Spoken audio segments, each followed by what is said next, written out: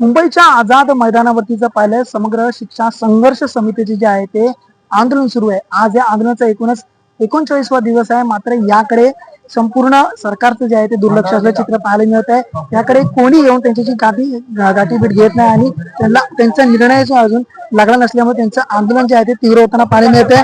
अनेक वेळा जर पाहिलं मुंबई महानगरपालिकेसमोरचा जो मुख्य रस्ता जो आहे तो या आंदोलकांनी अडवला होता. मात्र आज जर थेट जर पाहिलं झाडावर चढून जे आहे ते आंदोलन केले.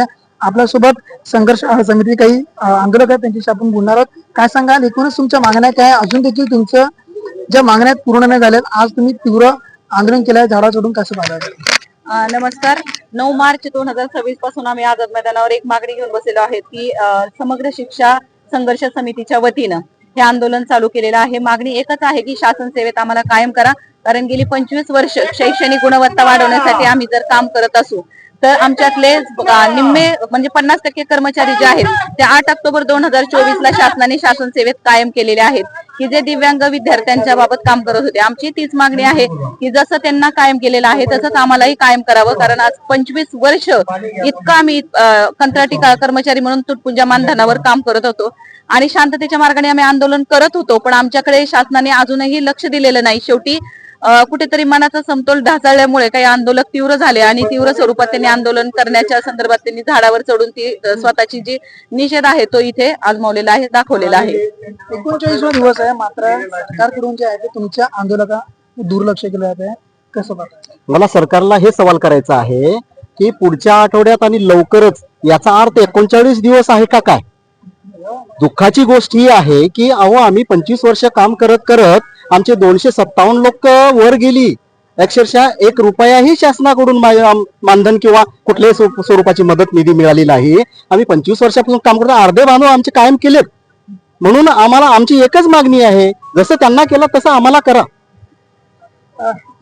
आम्हाला कायम करा अशी त्यांची संपूर्ण मागणी आहे. आपल्यासोबत काही महिला आहेत, त्यांच्याशी देखील बातचीत करणार आहोत. काय सांगाल, महिला देखील झाडावर चढल्या होत्या?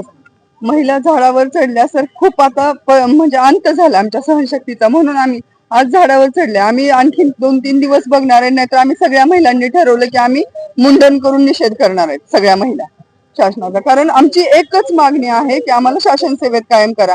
अक्षरशः आम्ही रेल्वे स्टेशनवर आहोत गेले 6 दिवसापासून आणि किती दिवस आमच्या तुटपुंजा मानधनात आम्हाला एवढा महिना मुंबईमध्ये राहण्याचा खर्च परवडत नाही. उद्या तुम्ही लाडकी बहिणी योजना चालू करताय महिलांसाठी आणि ह्याच लाडक्या बहिणी रस्त्यावर झोपतायत. 30-30 दिवस 40-40 दिवस जर आम्हाला शासन सेवेत कायम करण्यासाठी एकच मागणी घेऊन इथं उपस्थित आहोत आणि आमच्याकडे दुर्लक्ष होत असेल तर काय करणार आहेत आम्ही? आता आमचे सगळे आम्ही संविधानिक मार्गाने चाललोय शांतपणे. 1 महिन्यापेक्षा जास्त कालावधी आपल्याकडे हात जोडून विनंती करतोय की आम्हाला शासन सेवेत कायम करा, कारण आम्ही आमची उमेदीची 25 वर्ष त्या नोकरीमध्ये घातलेत. आता धड आम्ही कुठं काम पण करू शकत नाही, त्याच्यामुळे आमच्याकडे पर्याय नाही. म्हणून आम्ही तुमच्याकडे हात जोडून विनंती करतोय की आम्हाला शासन सेवेत कायम करा.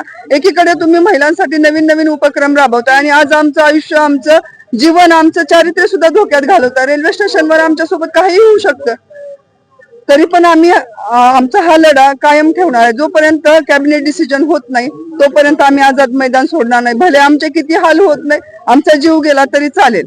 आम्ही दुसरी एक मागणी ठेवली शासनाला, जर आम्हाला कायम करायचं नसेल तर आम्हाला स्वइच्छा मरणाची परवानगी द्या. आम्ही मुंबईत सगळे प्राण त्यागायला तयार आहोत. 39वा दिवस आहे, मात्र तुम्हाला मंत्र्यांकडून कुठले मंत्री तुम्हाला भेटायला आले का? शासनाकडून कुठला निरोप तुमच्यापर्यंत आला का? मंत्री म्हणजे सगळ्या पक्षाचे आमदार जे आहेत ते अर्थसंकल्पीय अधिवेशन जेव्हा चालू होतं तर 25 मार्च पर्यंत अनेक आमदार महोदयांनी इथे भेटी दिलेल्या आहेत आणि तुमचा प्रश्न आम्ही सीएम साहेबांपर्यंत पोहोचवतो असं आश्वासन देखील दिलेलं आहे. पण तरी सुद्धा इतक्या जणांच्या भेटी होऊन आणि विविध संघटनांनी पाठिंबा सुद्धा आम्हाला दिलेला आहे. म्हणजे शिक्षणाधिकारी संघटना असेल, डाएटची संघटना असेल किंवा शिक्षक संघटना ज्या असतील त्या सगळ्यांनी आम्हाला जाहीर पाठिंबा दिलेला आहे. ती पत्र सुद्धा आम्ही शासन दरबारी सादर केलेली आहेत. तरी सुद्धा आमच्याकडे म्हणजे आम्हाला जो न्याय पाहिजे तो न्याय मिळत नाही, याची आम्हाला मनोमन खंत वाटते. समग्र शिक्षा संघर्ष समितीचं जे आहे ते आंदोलन सुरू आहे आणि याच आंदोलनाचा 39वा दिवस आपल्याला पाहायला मिळतं. आणि काही वेळापूर्वीचं पाहिलं, एक आंदोलक जे आहे ते झाडावर चढून जे आहे ते त्यांनी तीव्र जो आहे तो या आंदोलनाचा स्वरूप धारण केलं होतं. मात्र जर पाहिलं, आमचे जे आहे ते मागण्या लवकर मान्य झालं पाहिजे, नाहीतर आम्ही मुंडन करू असं देखील वक्तव्य जे आहे ते महिलांकडून जे आहे ते करण्यात आलेलं आहे. Camera person Nitesh Nagodkar, Avinash Mane, LS Marathi, Mumbai.